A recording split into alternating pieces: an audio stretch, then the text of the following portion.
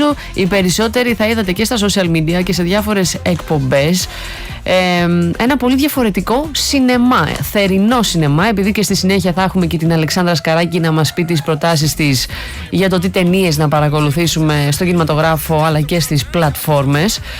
Νομίζω έχει κλέψει την παράσταση, αυτές οι εικόνες έχουν κλέψει την παράσταση που μας έρχονται από την Κίμολο και το Σινέ Καλησπερίτης, ένα θερινό σινεμά το οποίο είναι σε ένα μαγικό τοπίο, πολύ καλοκαιρινό, πάνω στους βράχους, και παρακολουθείς εκεί την ταινία σου και πραγματικά το ζηλέψαμε και θα θέλαμε και εμείς να το επισκεφθούμε. Σε αυτό το ταξίδι τουλάχιστον να το κάνουμε από τον αέρα του Sky. Θα μας βοηθήσει η κυρία Καθή Ρόδη, η οποία είναι εκπαιδευτικός συγγραφέας και ερευνήτρια από τους Κιμολίστες, να μας μιλήσει λίγο για αυτή την ιδέα και φυσικά και για τη ζωή στο νησί στην Κίμολο. Καλή σας ημέρα. Καλή σας μέρα. Πολλές καλημέρες από την Κίμολο και την Ψάθη και στους ακροατές και σε εσάς. Και ευχαριστούμε για την πρόσκληση. Να είστε καλά. Πραγματικά, τι ωραίες εικόνες, τι ωραία είναι να παρακολουθείς μέσα στη θάλασσα κινηματογράφο. Κοιτάξτε, ο Σινέ Καλησπερίτης είναι τώρα 10 χρόνια. Βαδίζουμε στα 11 χρόνια και όλο αυτό τον καιρό, όσοι δηλαδή μας γνωρίζουν και επισκέπτες, πραγματικά αναζητούν αγωνιωδώς τις προβολές, οι οποίες εξαρτώνται από τον καιρό και μόνο. Ναι. Δεν μπορούμε πάνω από 3 μποφόρ να στήσουμε πανί. Έχουν τρομερές εικόνες και δεν μπορώ να το μεταφέρω με λόγια το τι συμβαίνει, όχι μόνο σε αυτό που έγινε viral την τελευταία εβδομάδα σε όλο τον κόσμο, εντός και εκτός Ελλάδος, αλλά τι συμβαίνει σε όλες τις παραλίες, τις οποίες τις έκαναν οι γνωστές οι Κιμολίστες και στους ντόπιους και στους ξένους μέσα από τις προβολές και ιδιαίτερα τη σκηνογραφία του κυρίου Φώτη Μαρινάκη, που είχε την ιδέα του Σινέ Καλησπερίτη. Όσοι είδατε στο ρέμα στον Ελέφαντα τις εικόνες, πραγματικά μείνετε stay tuned για τις επόμενες προβολές που έχουν γίνει, όπως πέρσι στο βόρειο τμήμα, στη Γερονικόλα τα Ψηλά, όπου δεν περιγράφεται ό,τι έχει γίνει. Για να το περιγράψουμε λίγο και στους ακροατές που μπορεί να μην έχουν δει το βίντεο, που δεν νομίζω, όπως είπατε και εσείς, έχει γίνει viral. Είναι σε ένα σημείο του νησιού όπου είναι η θάλασσα, λευκή βράχη, στους οποίους έχετε στήσει και την οθόνη, πολύ ωραία φαναράκια. Ο κόσμος κάθεται απλά με την πετσέτα του πάνω στους βράχους. Με τις κουρελούδες. Κουρελούδες βασικά, καλά το λέτε. Οι οποίες είναι οι φαντές κάποιες και τις έχουν χαρίσει χρόνια τώρα κυρίες εδώ από το νησί, στους Κιμολίστες. Οι άλλες έχουν αγοραστεί. Τα φαναράκια είναι πάνω από 200. Είναι ηλιακά φαναράκια πλέον. Στην αρχή ήταν με κερί. Οπότε γίνεται μια προετοιμασία και 2 μέρες πριν, και όλο αυτό το σκηνικό που είδατε στο ρέμα στον Ελέφαντα, που έχει δημιουργηθεί εκεί στο βράχο από τα κύματα και έχει πάρει σχήμα ελέφαντα, έγινε τα τελευταία 3 χρόνια νομίζω, γιατί κάθε φορά προσπαθεί και ο εμπνευστής του Σινέ Καλησπερίτη, ο κύριος Μαρινάκης, να κάνει κάτι το διαφορετικό και κάτι το μοναδικό. Το Καλησπερίτης, από πού προέκυψε αυτό το όνομα? Προέκυψε από το πρώτο αστέρι, όπως τις Κυκλάδες, ονομάζεται Καλησπερίτης, που εμφανίζεται στον ουρανό όταν νυχτώνει. Μάλιστα. Έγινε και μια ψηφοφορία παλιά, υπήρχαν και άλλες ονομασίες και καταλήξαμε σε αυτήν. Η αίσθηση δίπλα στο κύμα, κάτω από το φεγγάρι, δεν υπάρχουν λόγια το πώς να μεταφέρει στην ατμόσφαιρα και το πώς νιώθουν όσοι επικοινωνούν μαζί μας για το σινεμά, και φυσικά είναι δωρεάν όλα αυτά τα χρόνια. Δεν μπορούμε να κάνουμε κράτηση θέσεων, πρέπει να έρθει κάποιος νωρίτερα, και αυτό γίνεται πριν την προβολή. Όλοι έρχονται και για τις φωτογραφίες και κυρίως και από ψηλά, είτε είναι με ντρόν ή όχι, και οι ίδιοι όταν φτάνουν στις παραλίες και περπατούν θέλουν να τραβήξουν φωτογραφίες βήμα το τι γίνεται.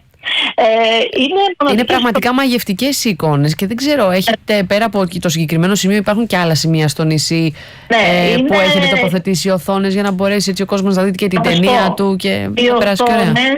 Οι οθόνες μεταφέρονται. Δηλαδή, όλο αυτός τους εξοπλισμός που βλέπετε στα διάφορα σημεία, είτε είναι στην Πολύ εγώ. Πηγαίνουμε με τα καραβάκια στην Πολύ, εγώ τον εξοπλισμό δεν ξέρω πόσα δρομολόγια, ίσως και 6-7. Στην παραλία της Αλικής, όπου πρώτο ξεκίνησε. Στείνουμε, δηλαδή χρειαζόμαστε 2 μέρες μες στον ήλιο να στήσουμε και μετά άλλες τόσες να ξεστήσουμε και εφόσον ο καιρός το επιτρέπει να πάμε κάπου αλλού. Στην Ψάφη, κάτω στο Μόλο, στις πλατείες του Κάμπου και του Γεωργιλά, έξω από κάποιες εκκλησίες πολύ παλιές όπως το Αγίου Χρυσοστόμου στον Άη Στάθη και κυρίως στο μεσαιωνικό κάστρο του Στιμόλου που ξεκίνησε εκεί και αναδύθηκε μέσα από τις προβολές. Κάθε φορά λοιπόν υπάρχει και ένα καινούριο μέρος που θέλουμε να προσεγγίσουμε και ο κόσμος, οι ντόπιοι και οι μεγαλύτεροι ηλικιακά μας ακολουθούν. Αυτό είναι φοβερό. Δηλαδή οι άνθρωποι που έχουν κινητικά προβλήματα και ακολουθούν τα τελευταία χρόνια το σινεμά. Δεν είπα τα Μαυροσπήλια, την Μπονάτσα, τα Πράσα, τη νούμερο 1 παραλία που ψηφίστηκε πέρσι από 2,5 εκατομμύρια άτομα παγκοσμίως και ήταν η πρώτη στη λίστα. Κάθε φορά επιλέγεται ένα μέρος, είτε είναι το φεγγάρι, είτε είναι οι καιρικές συνθήκες συγκεκριμένες, ώστε να προβάλλεται από όλες τις πλευρές, αν το μπορώ να το θέσω καλά. Πραγματικά είναι, επειδή έχω μπει και στη σελίδα σας εκεί στους Κιμολίστες και έχει εικόνες από τις διάφορες αίθουσες που μας περιγράψατε και εσείς, πραγματικά είναι μαγευτικά τα τοπία και είναι πάρα πολύ όμορφα. Είναι πολύ όμορφα. Πάνω στην άμμο, με ένα εξαιρετικό τοπίο, με το φεγγάρι που μας είπατε και εσείς, και σε όλες αυτές βλέπουμε πάρα πολύ κόσμο που αγκαλιάζει όλη αυτή την προσπάθεια. Πολύ κόσμο, και να ξέρετε ότι τα τελευταία χρόνια ο θερινός σινεμάς είναι καλής περίπτωση, είναι μετακινούμενος πλέον. Πηγαίνει και σε άλλα νησιά. Έχουν γίνει λοιπόν προβολές στο Σαρακίνικο, έχει γίνει προβολή στο Σαρακίνικο σε άλλα σημεία στην Ήλο, όπως τα Πολώνια, στη συνεργασία με τον Σύλλογο Ποσπόμ, στη Σέριφο, στη Σίκινο αρκετές φορές και πέρσι έφτασε Ψαρά και Γάβδο. Μάλιστα. Είναι φοβερό, δεχόμαστε προσκλήσεις για παντού, δεν είναι εύκολο λόγω των υποχρεώσεων των επαγγελματικών που έχουμε για να γίνεται αυτό, και καταλαβαίνετε χρειάζεται πολύς χρόνος κυρίως για τις μετακινήσεις. Λέω για τα μακρινά νησιά. Γιατί μιλάμε για εξοπλισμό, αλλά το θέμα είναι ότι σε όλο αυτό συνεισφέρουν και οι κάτοικοι μας είπατε και η ομάδα σας και φυσικά και οι άνθρωποι που έρχονται να επισκεφθούν το νησί. Η ομάδα και οι κάτοικοι και αναπεριοχές βοηθούν, και οι επαγγελματίες του νησιού, δεν είναι μόνο ότι είναι οι χορηγοί μας. Ο κάθε ένας συνεισφέρει, καθώς και η Ένωση του Κίμολος Κοτελιές, η Περιφέρεια, ο Δήμος, όλοι βοηθούν με κάποιο τρόπο, αλλά είναι φοβερό, το έχω ζήσει ιδιαίτερα στο Ρέμα, προετοιμάζοντας ας πούμε το σκηνικό. Κυρία Ρόδη, να σας διακόψω λίγο, να βάλουμε μία άνω τελεία, γιατί μας παίζει ο χρόνος και πρέπει να πάμε στους τίτλους των ειδήσεων. Μείνετε αν θέλετε στην τηλεφωνική γραμμή. Έχει έρθει και η καλή συνάδελφος η Αλεξάνδρα Σκαράκη και με τις ταινίες και θα μας πει και εκείνη αν έχει επισκεφθεί την Κίμολο και αυτό το πολύ ωραίο σινεμά που είδαμε που έχει γίνει viral. Για να συνεχίσουμε την κουβέντα μας μετά τις και μισή, αν μπορείτε κι εσείς. Ωραία, ωραία. Επιστρέφουμε σε λίγα λεπτάκια. Λοιπόν, επιστρέψαμε και πάμε να συνεχίσουμε και να ολοκληρώσουμε την κουβέντα μας που είχαμε με την κυρία Καθή Ρόδη, η οποία είναι εκπαιδευτικός συγγραφέας και ερευνήτρια και μέλος ομάδας Κιμολίστες, γιατί συζητούσαμε νωρίτερα για αυτό το θερινό κινηματογράφο που έχει γίνει viral στα social media πάνω στους βράχους δίπλα στη θάλασσα. Και δεν ξέρω, Αλεξάνδρα Σκαράκη, αν εσύ έχεις επισκεφτεί την Κίμολο και έχεις κάτσει κιόλας και στο συγκεκριμένο σινεμά. Καλημέρα, Ντόνα, καλημέρα και στην κυρία Ρόδη. Εγώ δεν έχω επισκεφτεί την Κίμολο, η αλήθεια είναι, και έχω πρόσκληση φέτος για να πάω. Αλλά έχω μιλήσει και με μέλη των Κιμολιστών και έχω μιλήσει και με τον κύριο Παναγιωτίδη, που είναι της Rosebud 21, που είναι υποστηρικτής αυτής της προσπάθειας, της πρωτοβουλίας. Και μου έχουν πει τόσο ωραία πράγματα που πραγματικά θέλω να πάω οπωσδήποτε στο νησί και να παρακολουθήσω ταινία. Μόνο γι' αυτό ας πάω. Και δεν είναι και μία αίθουσα, αυτό μας περιγράφει και η Δεν είναι μία, όχι, είναι σε όλο το νησί απλωμένο, και φυσικά όπως καταλαβαίνω και όπως μου είπανε και είπατε κι εσείς, ο καιρός παίζει πολύ σημαντικό ρόλο, γιατί αν φυσάει τότε δεν υπάρχει περίπτωση να απολαύσει κάποιος καλά την ταινία. Και με τα φαναράκια αυτά που έχει και όλο τον εξοπλισμό. Τα φαναράκια είναι η πιο ωραία ιδέα που έχω δει. Και ηλιακά, παρακαλώ κυρία Ρόδη, όπως μας είπατε. Και ηλιακά φαναράκια, τα οποία είναι δωρεά της οργάνωσης Cyclist Preservation Fund, και εμείς βέβαια προσπαθούμε και μέσα από τις δωρεές φίλων θελοντών. Εσείς είστε μόνιμος κάτοικος εκεί στο νησί? Όχι, εγώ είμαι από την Πάτρα, είμαι εκπαιδευτικός στη ξενόγλωσσα εκπαίδευση, έχω δικό μου κέντρο ξενογλωσσών, αλλά βρίσκομαι στην Κίμολο διότι προέκυψε, γνώρισα τους Τιμολίτες μέσα από ένα βιβλίο που είχε να κάνει με ένα συλλογικό τόμο για την Αμερική και με άλλους Έλληνες. Στη συνέχεια, βλέποντας τις εικόνες, είχα ξετρελαθεί και κάνοντας έρευνα και καταγραφές από την Πάτρα, συνέγραψα το βιβλίο Μικρός Τιμολίτας μαζί με τη συνδρομή των κατοίκων. Όταν ήρθα λοιπόν το 2021, μέσα από όλες τις πηγές που είχα συγκεντρώσει, καθώς επίσης και από τις συνεντεύξεις, όλο αυτό το γεγονός με ιντρίγκαρε και έτσι άρχισα να κάνω καταγραφή της πολιτιστικής κληρονομιάς του νησιού με φωτογραφίες, βίντεο, το οποίο πιο επισταμένα έγινε το 2023, και όλη αυτή η ιδέα που ξεκίνησα με τους ηλικιωμένους αλλά και γενικά με την ιστορία να αναδείξω και να καταγράψω για να μην χαθεί, οδήγησε σε ένα διετές πρόγραμμα Erasmus Plus με τον τίτλο Many Islands One Community, που σαν συντονίστρια πάλι συνέχισαν τις καταγραφές και πρακτικές της Κιμόλου, και έτσι στήκαμε στη γραφή 2 οδηγών για τους νέους των μικρών νησιών, που ήταν η Μάλτα, ένα σύμπλεγμα νησιών στη Σουηδία, το νησί Μούχου στην Εστονία και το νησί Τερτέρα στις Αζόρες.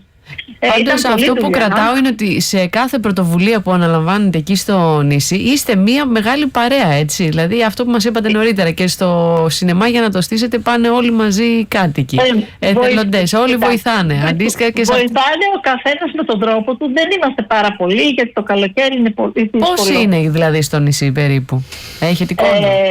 Κοιτάξτε, αν μιλάμε για τους μόνιμους κάτοικους, το χειμώνα μένουν 650 άτομα, οι οποίες στην πλειοψηφία τους είναι ηλικιωμένοι. Ναι. Οι νεότεροι φεύγουν και όσοι έχουν τις επιχειρήσεις δεν είναι μόνιμοι κάτοικοι. Ναι.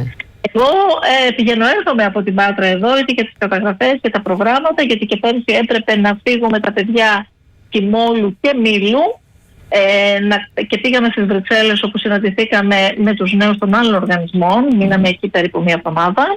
Οπότε κάνω το Πάτρα Κίμολος, το καλοκαίρι προσπαθώ και με άλλες καταγραφές που κάνω και σε άλλα νησιά, όπως και τώρα ετοιμάζεται το βιβλίο της Μήλου, ο παππούς από τα Πολώνια, το λέω, είστε η πρώτη, για το Σύλλογο Πολωνίων. Καταλαβαίνετε ότι μένω στο νησί γιατί το έχω αγαπήσει. Είναι πηγή έμπνευση στο νησί από αυτά που μας λέτε. Και νομίζω θα πάρω. Ναι, πείτε μας για να ολοκληρώσουμε. Δική του ενέργεια και ηρεμία, και κρατάει μία κυκλαδίτικη και ξεχωριστή κιμολιάτικη ταυτότητα, η οποία σε συγκινεί και σε ελκύει. Με αυτά που μας λέτε θα πάρω την Αλεξάνδρα Σκαράκη που έχει και πρόσκληση. Εγώ θα είμαι το Plus One. Να είσαι το Plus One, πρέπει οπωσδήποτε να επισκεφτούμε το νησί για να το δούμε όλα αυτά από κοντά, γιατί το βλέπουμε. Το βλέπουμε μέσα στο social media, και είδαμε και ένα βίντεο πριν από μία εβδομάδα που ανέβασε χρήστρια του TikTok. Θα σας έλεγα να πάτε και στο YouTube να δείτε τα βίντεο που έχουμε ετοιμάσει από τις προβολές και στην Πολύαιγο και στα διάφορα σημεία του νησιού τον προηγούμενο χρόνο και πέρσι, για να πάρετε μια καλύτερη γεύση και να εμβαθύνετε στο τι θα τα κοιτάξουμε. Να σας ευχαριστήσουμε πολύ, κυρία Ρόδη, να είστε καλά. Να είστε καλά. Μας έχει δώσει τροφή για συζήτηση αύριο, Αλεξάνδρα. Θα σε έχουμε και πάλι για να πούμε και για ταινίες, και θα μας πεις και λίγο και από το ρεπορτάζ που έχεις κάνει και εσύ. Γιατί πολλά έχουμε να πούμε αύριο. Αύριο ραντεβού. Λοιπόν, αμέσως διαφημίσεις Euranet, και εμείς ανανεώνουμε το ραντεβού μας για αύριο στις 10 το πρωί. Να περάσετε ένα όμορφο Σάββατο.